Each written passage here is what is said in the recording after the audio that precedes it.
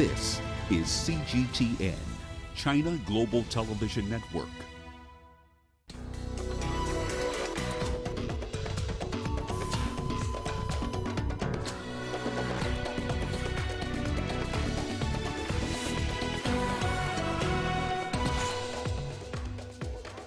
Liberia's George Weah condoles with families after a school fire kills at least 26 children. Authorities in Somalia concerned over Al-Shabaab's frequent use of improvised explosive devices. And Nigeria seeks a private sector investment to secure national treasures.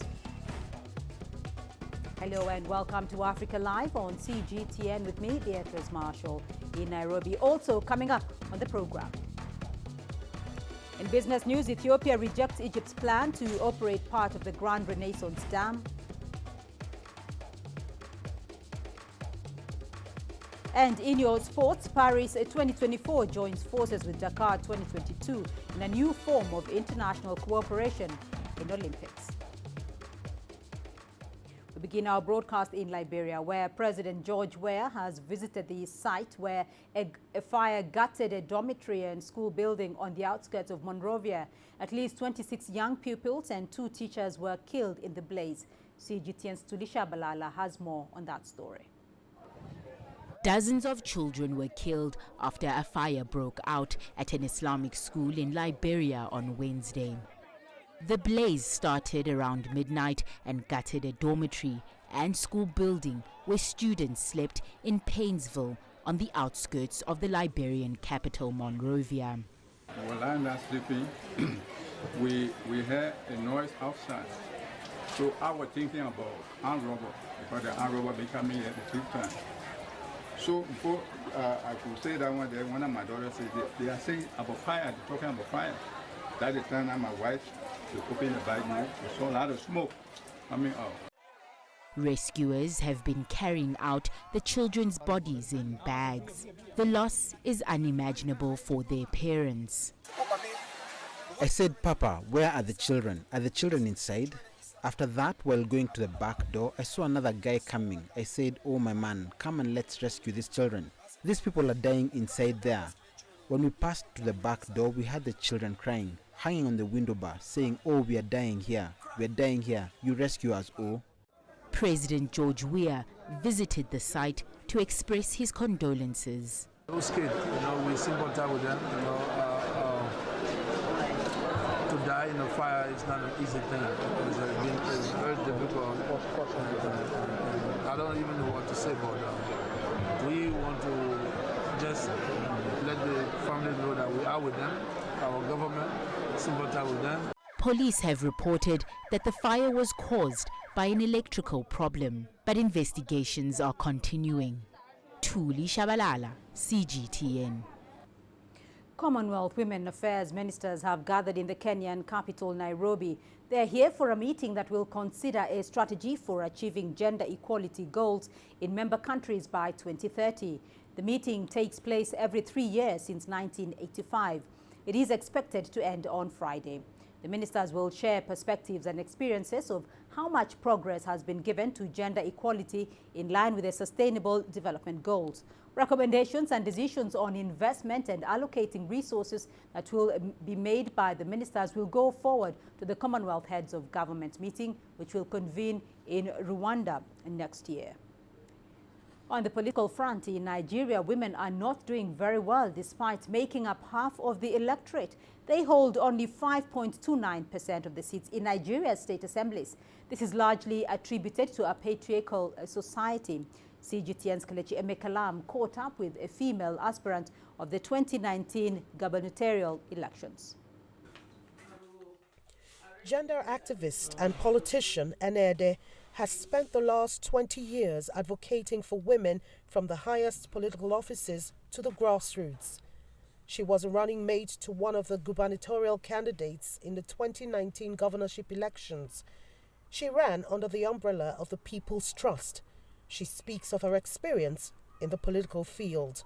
I attempted to be a governorship candidate. It didn't work because of this resistance. Then I became a deputy governorship candidate under the People's Trust, with the understanding that that is a third force. As a third force is more like a platform of those who have development background and want to translate it into overall welfare for the people. But very soon I just discovered that it wasn't an easy way to, even with a party like that, away from the two major parties. What's more, NS says the political system, leadership processes, and support structures are resistant to women's participation. Competition was high, aggressive, very expensive, very resistant to women, and didn't care so much about skills, character, competence, courage, good track records. So it was difficult for those of us with development background to find space there, and that is the reality. And those that are there, the operators of that space, the political party, the electoral management system itself, as well as the godfathers, what they call the godfathers, those who are either the funders, those who take the decisions, the influencers, they don't see the need to bring in different set skills, because for them, it's not about solution, it's about space to yourself to achieve your own aim. So for them, they protected the territory tenaciously. They have funds, they have weapons of terror, they have reward systems, they have everything you can think of. The UN reports that Nigeria has one of the lowest rates of women participation in politics. Although women make up half of the electorates, they occupy less than 6% of the seats in state parliaments, largely due to the patriarchal society here. It's a trend which women like Ene Ede are working to change. Ene worked in the PDP presidential campaign headquarters in 2003 as Special Assistant for Women and Youth. She supported the office of the first female Speaker of the Nigerian House of Representatives in 2007 as Special Assistant, Women and Youth. She's not giving up on her political ambition just yet. She's bent on pursuing her passion to see more women participate in the political space. Kelechi Amekalam, CGTN Abuja, Nigeria. In South Africa, President Cyril Ramaphosa says his government will embark on an emergency action plan over the next 6 months to address the national crisis of gender-based violence against women and children in South Africa. This will include a mass mobilization campaign on gender-based violence across the country. Speaking in his country's parliament in Cape Town, he said that he had called a special joint sitting of the National Assembly and National Council of Provinces to tackle the violence which had South Africa's women and children under siege. Here's CGTN's Renee Delcam. President Cyril Ramaphosa made an impassioned plea to all in South Africa to take a stand against the scourge of violence against women and children. There is a very violent and brutal war that is underway against the women of South Africa. Last year, 2,700 women of our land and over 1,000 children died at the hands of another person. Every single day, the police receive over 100 cases of reported rapes. This does not count the many more cases of rape and sexual assault that are not reported. He called on parties across the political spectrum to support him in amending the country's laws and policies as a matter of urgency to ensure that perpetrators of acts of violence against women and children are brought to book. Regardless of where we stand across the political divide, each of us here today recognizes the reality that we are confronting. South Africa is one of the most unsafe places in the world to be a woman, with levels of violence that are comparable to countries that are at war. President Ramaphosa said men were not born rapists and women should not need to protect themselves from them. And he said the people of South Africa wanted their leaders to act now. Parliament's special sitting on gender-based violence took place less than 24 hours after a mass gang-related shooting in a nearby township in which 6 family members were sprayed with bullets in their tiny home. 3 children are among the dead, and 2 women believed to be their mothers are fighting for their lives in hospital right now. Nabil Karoui, CGTN, Cape Town, South Africa. On to Somalia now, where the Islamist militia group Al-Shabaab is threatening to disrupt movement and peacekeeping operations in the Horn of Africa nation. In recent months, Al-Shabaab has stepped up its use of improvised explosive devices against security forces, leaving authorities concerned. CGTN's Abdulaziz Bilo has more from Mogadishu. A roadside bomb targeting an African Union convoy earlier this week killed scores of soldiers. The attack happened near Bal'at, a strategic supply route linking Mogadishu and Johar. Militant group Al-Shabaab took credit for the attack. In recent months, government forces, African Union troops and regional authorities have become the latest victims of Al-Shabaab's sophisticated IED attacks. With close to a dozen attacks in the month of September, officials have expressed concerns about the latest attacks that threatens to affect movement and peacekeeping efforts in the region. You must now adopt those counter-IED measures to be able to defeat the IEDs along the MSR.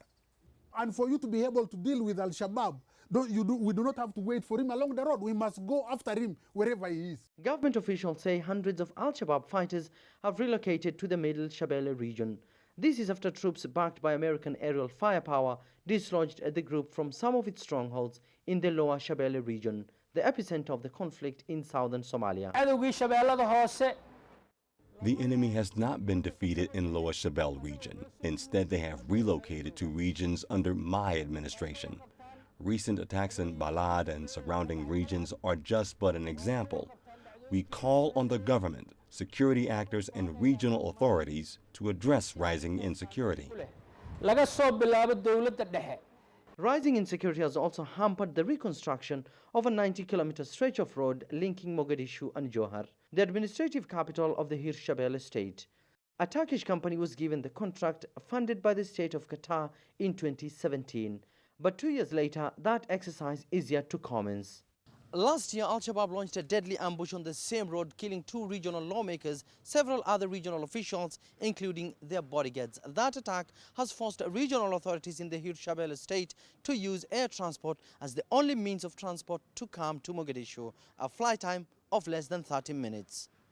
The army has been praised for recent successes in seizing territories in the Lower Shabelle region. Meanwhile, latest attacks threatens the farming communities in both areas, a move that will affect farming and the livelihood of thousands of families that rely on agriculture as a source of livelihood. Abdulaziz Bilo, CGTN, Mogadishu, Somalia. Sudan's Prime Minister Abdallah Hamdok has been in Cairo for his second foreign trip since taking office. Hamdok's trip to Egypt comes within the framework of the strengthening of bilateral relations and enhancing cooperation with its neighbors. His visit to Cairo is part of a trip taking him to New York for the UN General Assembly meetings. Here's CGTN's Yasser Hakim with the details. The Sudanese Prime Minister held talks with Egyptian President Abdel Fattah el-Sisi and his Egyptian counterpart Mustafa Madbouli in Cairo. It's his first official visit to his North African neighbor.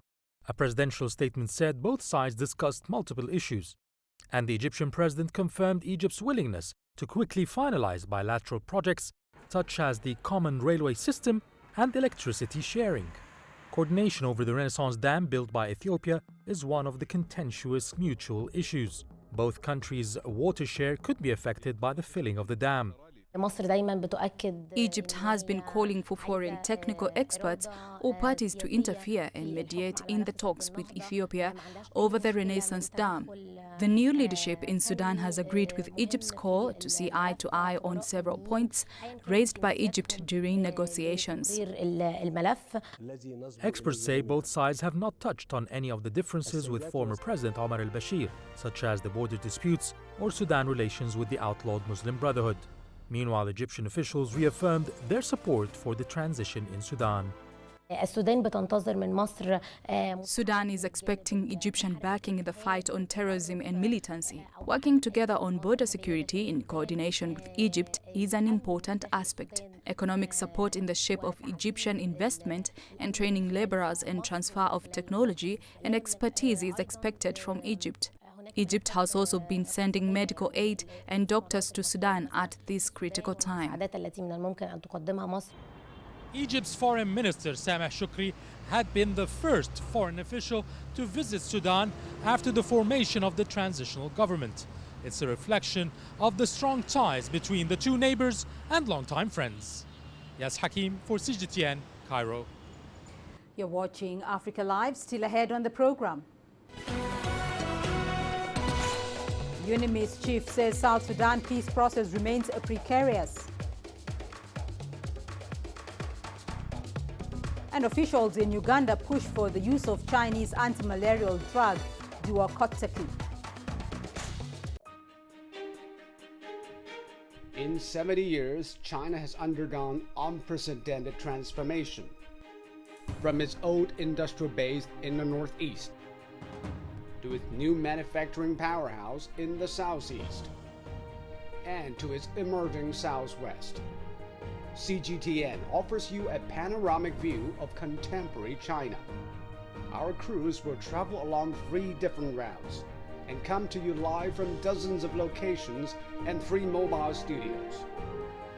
Join us for an all-inclusive look at China on our TV channel and digital platforms, September the 9th to the 20th.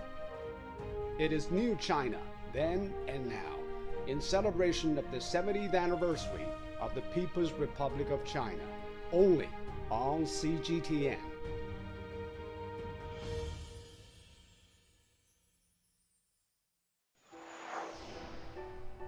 I've covered the China story for more than 30 years.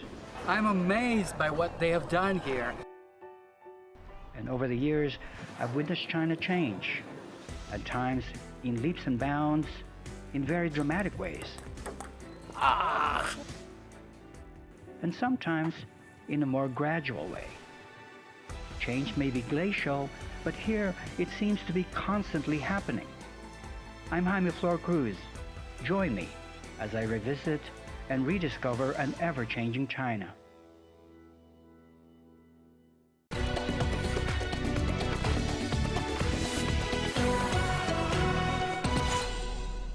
The UN mission chief in South Sudan, David Shira, says that the peace process in the country remains precarious, but progress is being made. Shira says that maintaining momentum for the formation of a transitional government depends on the continuing goodwill of both parties and international support. UNMISS chief further noted that Riek Machar's recent visit to Juba was an important development for the peace agreement. He says that holding free and fair elections in the country will require the creation of a political space where parties can form, discuss policies and campaign freely.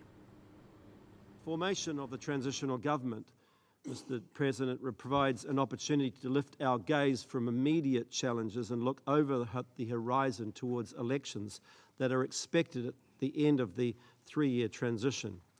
Elections give the opportunity to resolve differences through democratic rather than violent means, and to make a fundamental shift from deals done between elites to a duty to deliver policies by a government that is elected by its people.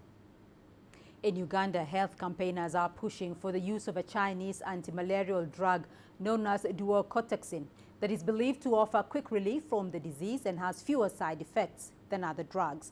The country is currently battling an upsurge in malaria cases that have shot up from 1 million to 1.4 million between June and August this year.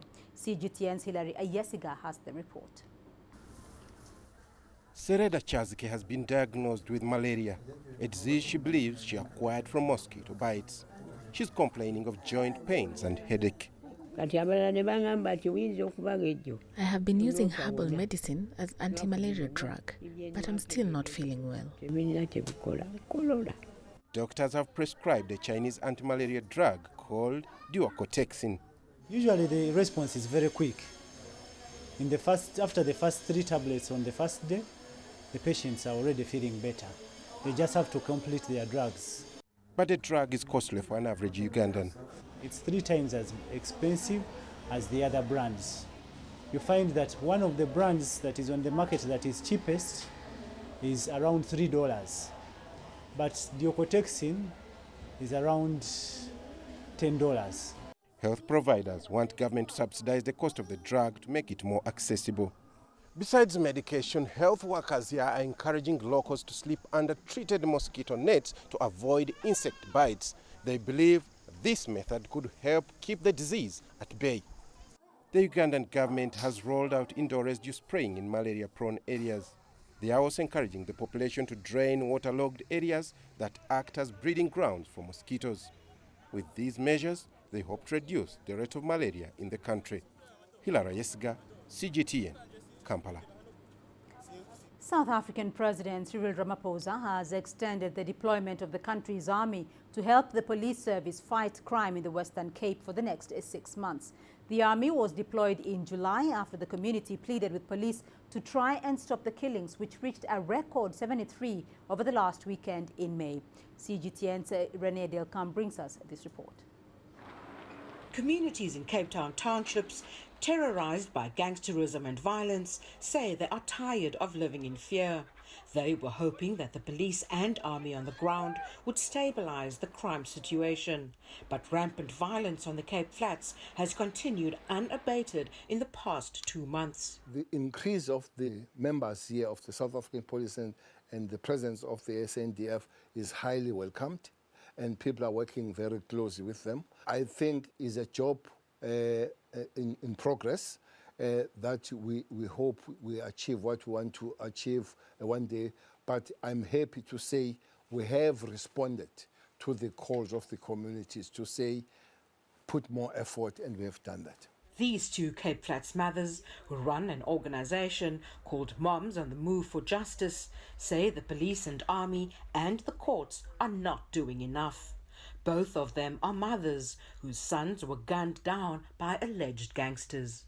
My son was murdered on the 28th of October. He just left home.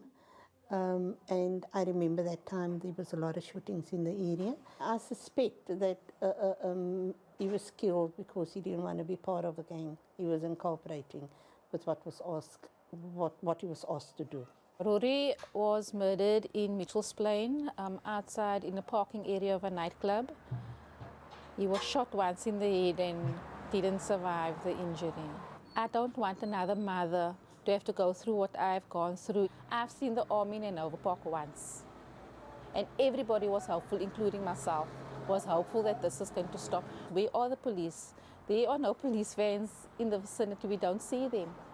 Yet we're hearing the shots all the time. Police say over 1,000 violent criminals, including 20 notorious gangsters, have been put behind bars.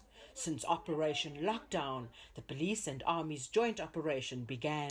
It can't be overnight, but we are not where we want to be, even during this time, but we're definitely not where we were. So that improvement must come, and we'll keep working on that until the situation improves.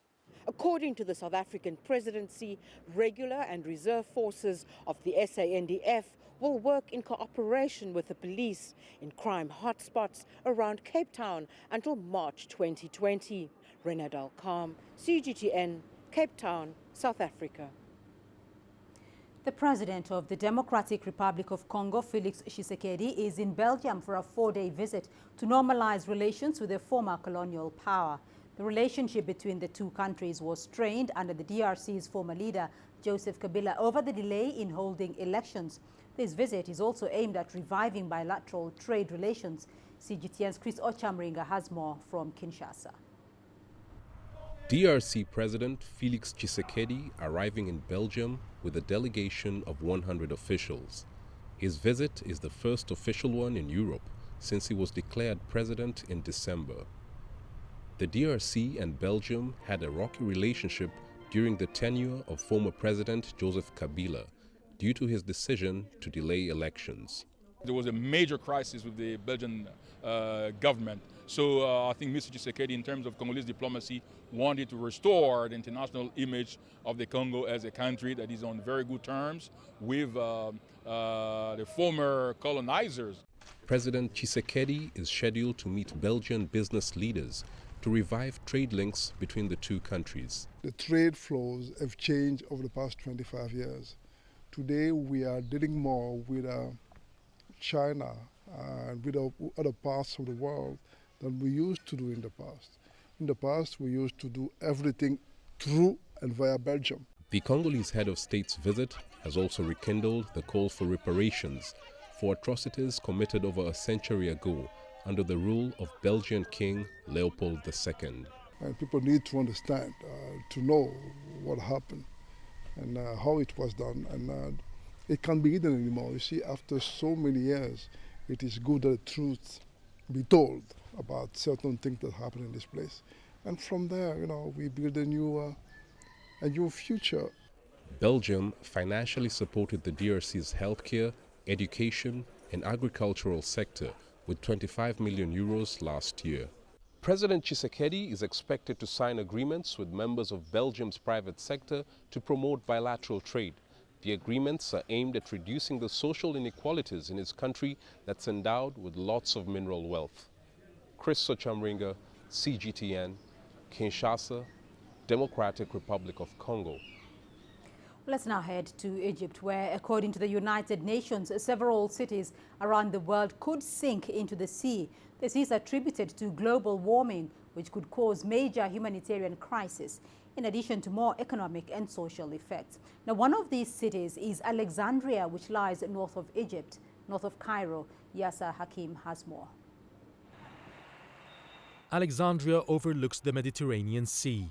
For centuries, its vast coastlines have made it a destination for trade and tourism.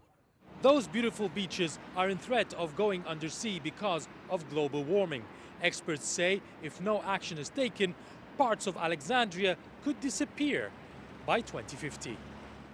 The higher temperatures would eat out the coastline. The defrosting of ice in the North Pole because of the higher temperatures leads to a rise in water levels, which is dangerous on cities that are lower than sea levels. The water levels at the Mediterranean, for example, have risen by 11 centimeters in the last 100 years. The main cause is the human abuse of energy since the Industrial Revolution. This led to global warming with its environmental hazards.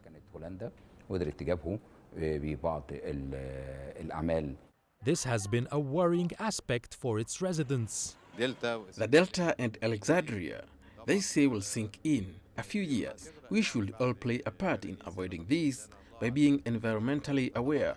We should use clean energy, and factories should install filters. We should begin with ourselves. We teach environment in the new school curriculum, and preserving environment for the next generations will prevent us from moving people out of Alexandria. The government has already moved to avoid such a daunting situation. The state is working hard at building construction that blocks the water level increase, and the proof is that Alexandria has not felt the effects and its beaches have been untouched in spite of the rising sea level. What matters more is that the international community should move collectively to stop global warming and its effects before it's too late. Yes, Hakim for CGTN, Alexandria, Egypt. Experts from the United Nations have left for Saudi Arabia to investigate Saturday's attacks on the country's oil facilities. That's according to UN Secretary General Antonio Guterres, who on Wednesday strongly condemned the attacks, saying there have been devastating consequences for the region and the world as a result. Meanwhile, the United States and Saudi Arabia have displayed a united front in blaming Iran for the attacks. CGTN's Toby Muse has the latest. Saudi Arabia showed off what it said is the debris from the attack, including what it called an Iranian Delta Wing drone and Ya Ali cruise missiles. This attack did not originate from Yemen, despite Iran's best efforts to make it appear so.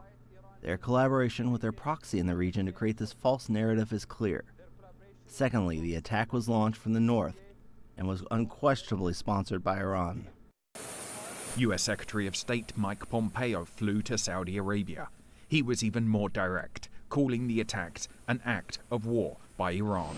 President Donald Trump said the US would increase sanctions on Iran, promising details in the next 48 hours. And taking questions from reporters, he left open the option of military action, as some of his supporters are demanding. Well, there are many options, as you know, Phil. There are many options, and there's the ultimate option, and there are options a lot less than that.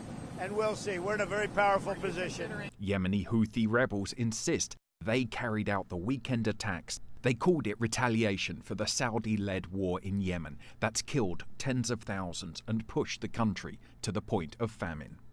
Iran denies the attack and says the blame rests with the Saudi coalition. We don't want a conflict in the region. Who started the conflict? Not the Yemenis.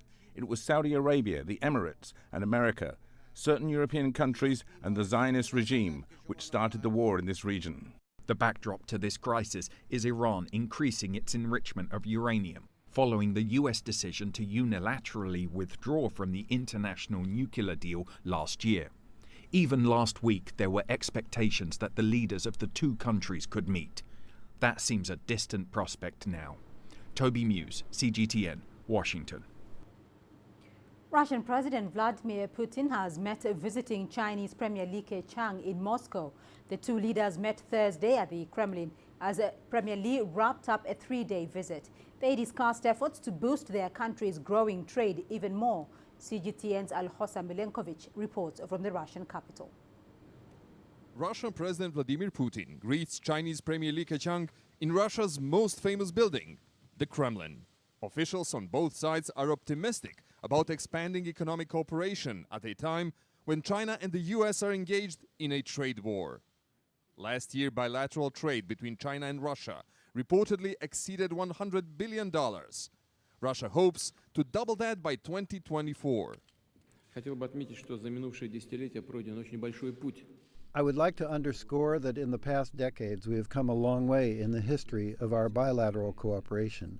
Today we are strategic partners in the full sense of that word, and we maintain our comprehensive cooperation.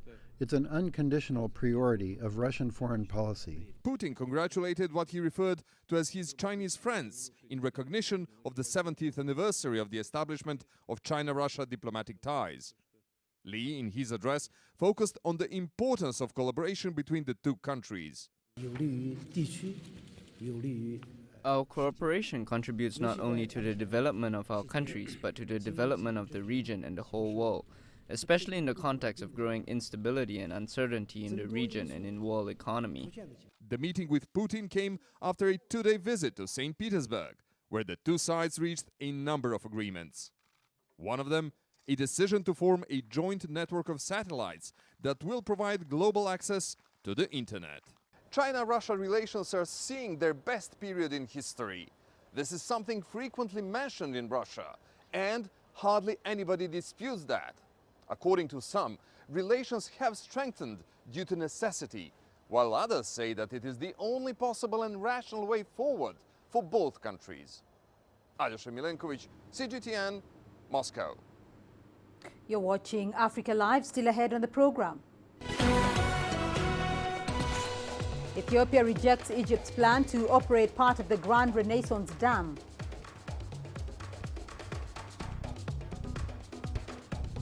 And Niger launches construction of a 2,000-kilometer pipeline to carry crude oil to neighboring Benin.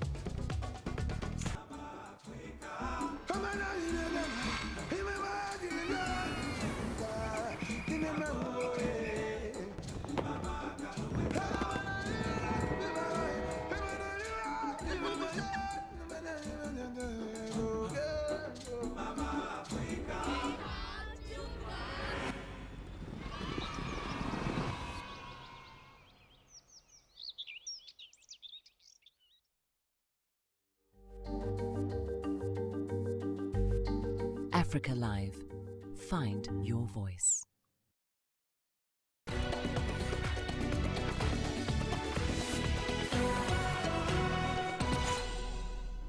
Ethiopia has rejected a proposal by Egypt to operate a $4 billion hydropower dam that Ethiopia is constructing on the Nile.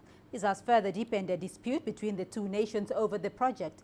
Ethiopia's Minister for Water, Irrigation and Energy, Sileshi Bekele, described Egypt's plan, including the volume of water it wants the dam to release annually, as inappropriate. The Grand Ethiopian Renaissance Dam, announced in 2011, is designed to be the centerpiece of Ethiopia's bid to become Africa's biggest power exporter, generating more than 6,000 megawatts. The two nations disagree over the annual flow of water that should be guaranteed to Egypt and how to manage flows during droughts. Niger's President Mahamadou Issoufou has launched construction work on a 2,000-kilometer pipeline carrying crude oil from Niger to neighboring Benin. The project is funded by China. Today, I presided over the ceremony to lay foundation for the second phase of oil exploration at Agadem oil field. The people of Niger are aware that this is a historic moment because we want to launch the biggest project of Niger's history since independence. The U.S. Central Bank has cut its benchmark interest rates for the second time this year. It is another signal that while the U.S. economy is, on paper at least, in good shape, there's growing unease about the future. As CGTN's Owen Fairclough explains, the Federal Reserve appears to be caving into pressure from President Donald Trump. A central bank once heading up and up is now with that sinking feeling, cutting interest rates to between 1.75 and 2%. We took this step to help keep the U.S. economy strong in the face of some notable developments and to provide insurance against ongoing risks. The Federal Reserve cut interest rates in July, the first time it had done that in more than 10 years. And this second cut is fueling fears all is not well with an economy where all the indicators are positive, but geopolitical tensions over issues like Brexit and Iran are denting confidence. And the Fed is particularly concerned about the impact of President Trump's tariff battles with China. Trade policy tensions have waxed and waned, and elevated uncertainty is weighing on U.S. investment and exports.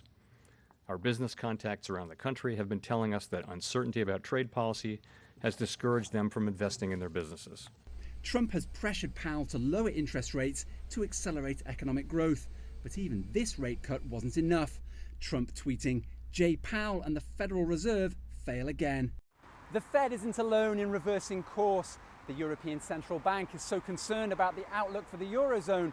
Last week it reduced interest rates to less than zero and has resumed stimulus measures, all in an effort to boost flagging economic activity. Owen Fairclough, CGTN, Washington. The South African Reserve Bank's Monetary Policy Committee is meeting to discuss rates. It is not clear whether the bank will cut the repo rate as is widely anticipated in light of the weak economy and low inflation. Inflation dropped to 4% in July, a level that the Reserve Bank prefers for easing.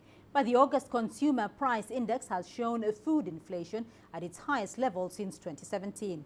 CGTN's Mitra Naidu reports. August inflation came in at 4.3%. From 4% in July. Food inflation pushed to an 18-month high and could be on an upward trend as oil prices remain volatile. Analysts believe the MPC will err on the side of caution and keep rates unchanged. The consensus is for a no cut in interest rates, given where the economy is and given the social unrest you're seeing. For me, economically, those are signs that people are economically disenfranchised, and there's a possibility that maybe the Reserve Bank might actually act contrary to what the market is looking for and actually cut interest rates by 25 basis points. I think the SAB is likely to wait to see what the US Fed does, but also to see some normalization in oil markets, and also to see what will be the impact of the medium-term budget policy statement in October. Potentially, they may cut in November, but 25 basis points, because remember, we're an emerging market country that still requires portfolio inflows, and as a result, our interest rates in real terms need to be relatively comparable with other emerging markets. The economy grew 3.1% in the second quarter of this year, albeit off a low base, a contraction of the same amount in the first quarter. The finance minister launched a new plan to get the country back on track, and Moody's suggested they won't be downgrading South Africa to junk just yet. Still, it may not be enough to sway the Reserve Bank. The Reserve Bank looks at forward inflation, what is expected over the next 18 months, and a rebound that we saw in the second quarter, it's unlikely to be sustainable, given that the global environment is slowing down. You look at business confidence, it tumbled to 21, which means almost 80% of business executives don't feel positive about prevailing business conditions. And in such an environment, you are unlikely to see a robust growth in fixed investment by the private sector, which ultimately is the biggest driver of economic growth. The Reserve Bank last cut rates in July, taking the prime lending rate to 10%. Even though there is room for another rate cut, there are too many uncertainties, issues that could quickly escalate and push inflation higher, an area that the Reserve Bank doesn't want to be in. Sumitra Nadu, CGTN, Johannesburg, South Africa. Chili is widely consumed in China and is a big part of Chinese cuisine. So much so that Rwanda is eyeing China as a lucrative market for exporting chili peppers. CGTN's Terry Wangari has a story. Marcel is a farmer from the eastern province of Rwanda. 2 years ago, he had to reduce his production of chili due to the low demand of the market and shifted to other traditional crops like maize, cassava, beans and sorghum.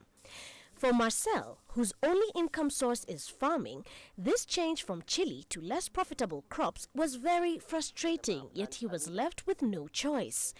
Recently, however, some visitors from China have restored his faith on chili farming. Recently, Alibaba came to visit us and they left us fresh hope that we are going to sell our fresh habanero. They also refreshed our minds that we are going to have a big deal with Alibaba to market our product. Last year, Alibaba launched the Electronic World Trade Platform, otherwise known as EWTP, in Rwanda. The platform is aimed at incubating e-trade rules and fostering a more effective policy and business environment for cross-border electronic trade development. It has helped chili farmers in Rwanda establish the right quality and taste of the chili peppers while giving farmers profit for their produce and creating employment. The cooperation with Alibaba is going to increase the volume which we are producing. As I said, the maximum we can export currently is about 4 tons. And for our conversation with Alibaba, they said they're looking for 10,000 metric ton a year. So it's a very big volume, which is going to not even affect or impact us only as the Gashara farm. It's going to also to impact the whole Rwandan society, especially farmers. Our first target is to make sure that farmers are following good agricultural practices to meet those international requirements. On a weekly basis, we have our team. Made up of 15 agronomists. All of them are trained in good agricultural practices. They have to be closer, next to the farmers, to make sure that farmers are following good agricultural practices. Selling Rwanda chili sauce to China is only the first step. Regarding the future, China and Rwanda have more cooperation directions worth exploring. Terry Wangari, CGTN. And we still have more news for you here on the program. Here's what's ahead. Nigeria seeks a private sector investment to secure national treasures. The greatest journeys, the greatest sights, the greatest adventures. Here in Panater, this weir allows the locals to walk on water. We're far more than just TV news. We're your passport to the wonders of Africa. To bring you stories of struggle, survival and hope.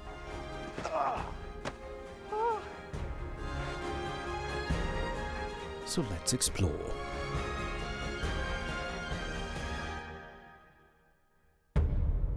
CGTN. See the difference.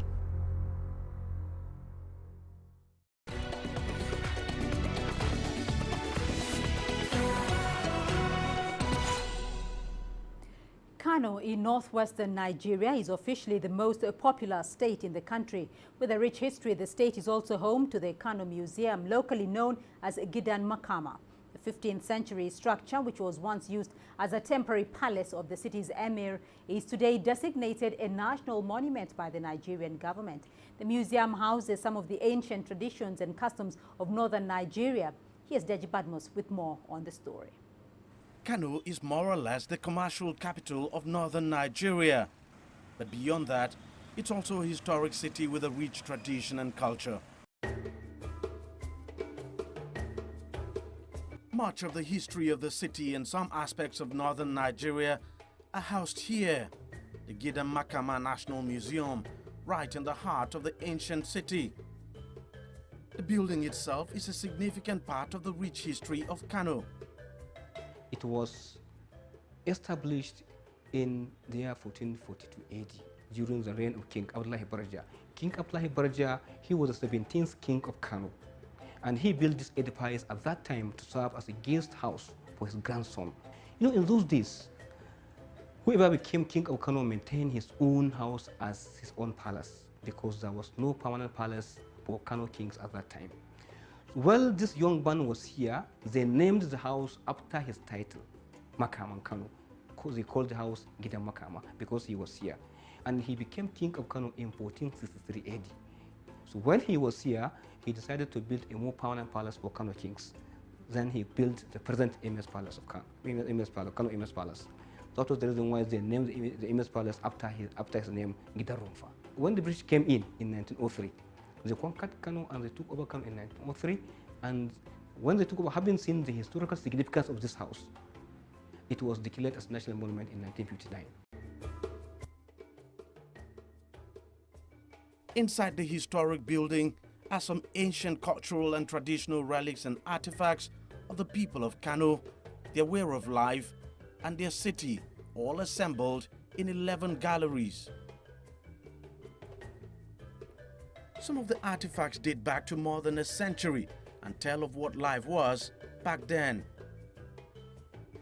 This showcase, you can see it contains stone tools. These stone tools are clear evidence of human existence in Kano as far back as Stone Age periods. Then there's a transformation from Stone Age period, to Iron Age. Kano fought so many local wars back then, and this were the weapons of war at the time. And beside the instruments of war are farming implements used back in time. This is what the room of a newly wedded bride used to look like back in the days. All these items, some of which are gifts, are expected to be in place before the bride, locally known as Malaria, is brought into the room. It's a thing of pride and prepares the bride for the commencement of married life. And if you want to know more about Kano's royalty, everything is here, from the dynasty of all the kings of Kano so far to the royal regalia and ornament of the king. Anybody that you see they put a turban with the 2 ear means a king or a prince. You see the horse seatbelt, which they normally tie the horse with it. You understand? And this is the horse riding boot. The students have been brought here to learn about the history of Kano. But it's not something that happens frequently, as the number of visitors to the museum is low, something the curator says needs to change. What we need from the public is to come into the museums, to see their history and culture, then maybe enlighten more people, both local and international tourists. When they come to the museum, they always appreciate what they see in the museums. We should make history a compulsory subject, and we should make local history a part and parcel of our learning from the lowest levels, so that students will learn and therefore appreciate and love and cherish our history. Nigerian monuments and heritage sites are among the most valued artifacts in the world, but funding and adequate publicity are still severely lacking. Experts are intensely advocating private partnership to position the sector for revenue generation. Deji Badmus, CGTN, Kano, Nigeria. Well, let's now turn our attention to matters sport. Here's what's ahead. Paris 2024 joins forces with Dakar 2022 in a new form of international cooperation.